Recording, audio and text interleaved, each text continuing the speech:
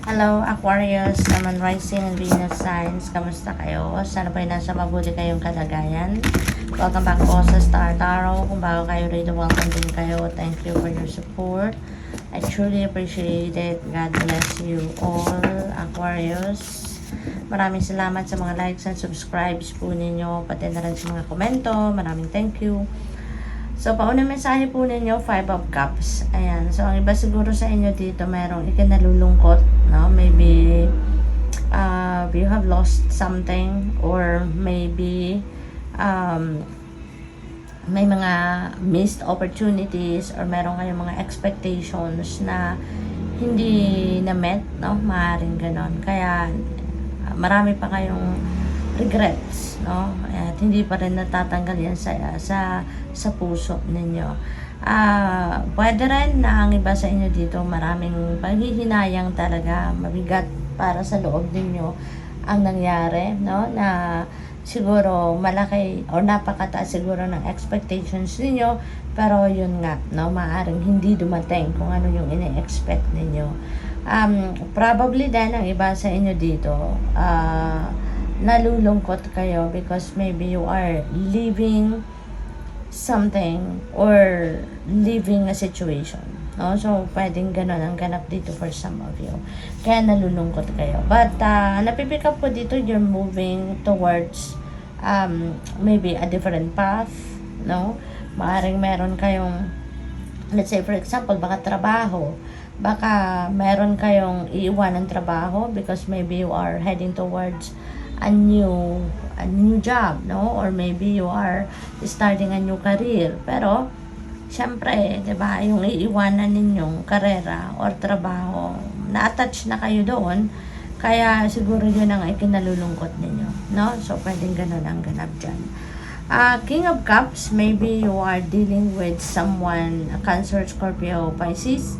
Sa ngayon, pwede rin na you are embodying the energy of King of Cups, na very intuitive, very sensitive, very empathic, very charismatic, no? Yung ganon. Very sensitive and intuitive din. So, maybe ganon ang magiging pakiramdam ninyo sa ngayon. The moon energy. Ayan. So, this is about intuition, no? This is about dreams. Kaya maaaring ang iba sa inyo rito, Aquarius, may need to listen now and follow what your intuition is telling you, kasi baka mayroon kayong mga important guidance na kailangang marinig sa ngayon. Mayroong mga guidance, gabay na binibigay sa inyo, pinapadala sa inyo ang Divine Universe. Okay? At kailangan ninyo na pakinggan ito. Alright? Sundin ito. Dahil yun ang gagabay sa iyo papunta sa tamang daan. Ito yung gagabay sa inyo patungo doon sa best na kakalagyan ninyo. Okay? What else? We have Mother Star. This is a yes card. Siguro kasagutan nito sa inyong mga tanong. Baka ang iba sa inyo nagdadasal for enlightenment, for clarity, for clear direction, for confirmation. So, this could be the answer para sa iyo, no? It is a yes. No, parang go signal ito sa iyo, green light na sige, go for it, no? Yung ganon. What else? We have 3 of Wands. Ayan. So, sa 3 of Wands, ano to? Good fortune energy, no? So, siswertehin kayo. Merong swerteng babalot sa inyo, or merong swerteng babalot sa buhay ninyo sa ngayon. Parang the sun is shining on you, kumbaga, no? At magiging magaan, magiging maganda ang ganap, ang mga journey ninyo sa buhay sa ngayon. So, pwede rin na mayroon travel, no? Nagaganapin or nagagawin kayo soon, Aquarius. At ang travel na to, maaaring travel ito na pwedeng related sa pasyal, pwedeng related sa trabaho, sa career, opportunity, or baka mayroong business opportunity or pag-aaral, yung ganon, ano?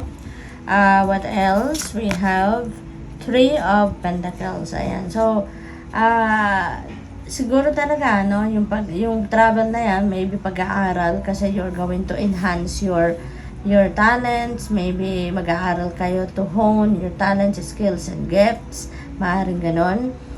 Pwede rin na ang iba sa inyo rito, kung mayroon kayong mga endeavor or ventures na gagawin sa ngayon, this is also a good sign na meron kayong makakatulong dito. Maybe you are going to work in a team at pagtutulong-tulungan ninyo to. So, mabilis magtagumpay, mabilis ninyong matapos yung task ninyo dahil hindi lang ikaw mag-isa ang magtatrabaho nito. Hindi lang ikaw mag-isa yung gagawa nito, no? We have angel number 1001, spiritual awakening. There are new beginnings then happening. Merong personal development. So, most likely talaga, mag-aaral ang iba sa inyo rito. To help you sa pagdating din sa personal development, empowerment, skills development. Yun siguro ang isa sa mga magiging focus ninyo sa ngayon. What else? We have angel number 999, release. Ayan. So, may mga bagay dito na kailangan na kayong i-release, let go. No? Isa na dyan, yung mga lungkot. No? Yung lungkot na yan.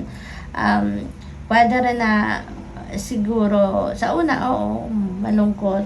Kung mayroon talaga kayong sitwasyon na hindi maiiwasan na ikinalulungkot ninyo. Pero, wag na natin tambayan yon, no? Isipin na natin, after that, isipin na natin to move forward para, alam mo yun, magawa na natin agad ng, makabawi agad tayo, no? Sa kung ano man ang bagay na pinaghinayangan natin, na kinalungkot natin, something like that. With the energy here, maganda, no? Merong magandang kalagayan pagdating sa inyong finances.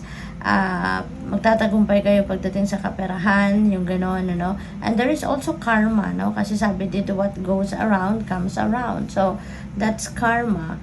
Sabi dito, your current circumstances are ending, so you might take advantage of better ones.